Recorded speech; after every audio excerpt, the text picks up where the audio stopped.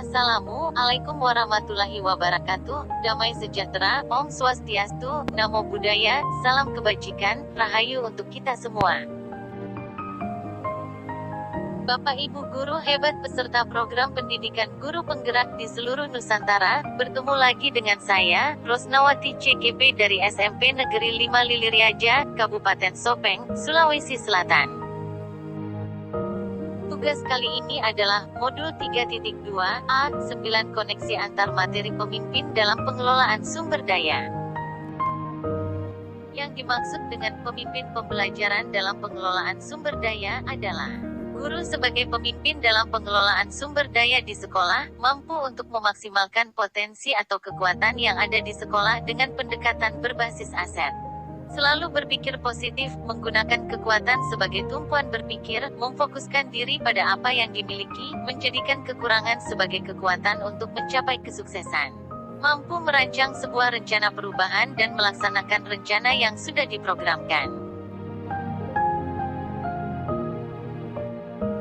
Yang pertama di dalam kelas, contohnya dalam proses pembelajaran, saat anak-anak bekerja kelompok, anak-anak yang sudah memahami materi pelajaran dapat dijadikan sebagai tutor sebaya, membantu guru memberikan pemahaman kepada anak yang belum memahami materi pelajaran. Contoh lainnya, saat kita membutuhkan sebuah benda konkret seperti kubus, balok, persegi panjang.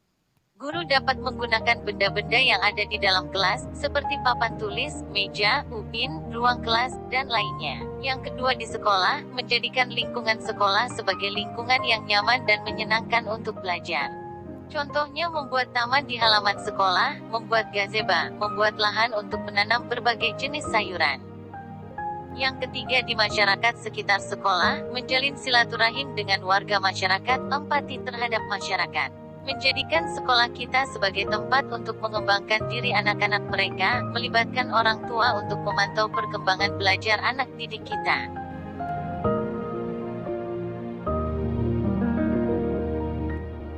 Pengelolaan sumber daya yang tepat akan membantu proses pembelajaran murid menjadi lebih berkualitas. Contohnya, saat pembelajaran menggunakan fasilitas internet untuk pencarian informasi materi pelajaran oleh murid. Menggunakan alat peraga untuk membantu pemahaman murid terutama hal-hal yang abstrak, menggunakan LCD untuk menayangkan video pembelajaran yang menarik, dan lainnya.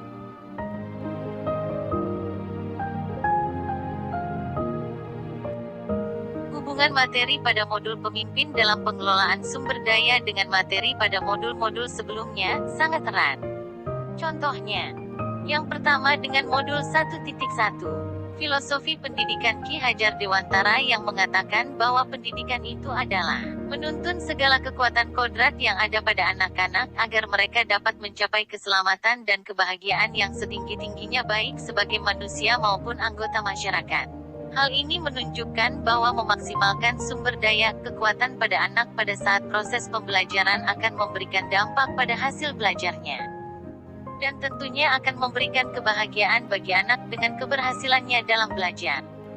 Yang kedua dengan modul coaching dan pemimpin dalam pengambilan keputusan. Dalam proses coaching, guru sebagai coach membantu coachi dalam hal ini murid untuk memaksimalkan potensi atau sumber daya yang dimiliki untuk menyelesaikan masalahnya. Dan dalam pengambilan keputusan, seorang guru dalam mengambil suatu keputusan tentu mempertimbangkan sumber daya yang dimiliki. Yang ketiga dengan materi modul 1.3 tentang Bagja, pada tahap jabarkan rencana, tentu kita harus memperhatikan aset atau kekuatan yang kita miliki. Rencana harus sesuai dengan aset yang ada, agar kita dapat menjalankan rencana aksi yang telah dibuat.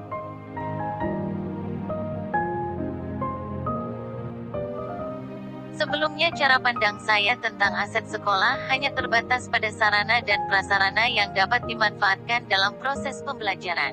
Setelah mempelajari modul ini, pemikiran tentang aset sekolah berubah. Aset dalam pemikiran saya sekarang sangat luas. Tidak hanya berupa modal fisik saja, namun juga meliputi modal manusia, modal sosial, modal finansial, modal lingkungan alam, modal politik, dan modal agama dan budaya. Demikianlah koneksi antar materi yang dapat saya paparkan pada kesempatan ini. Terima kasih, salam dan bahagia selalu. Assalamualaikum warahmatullahi wabarakatuh.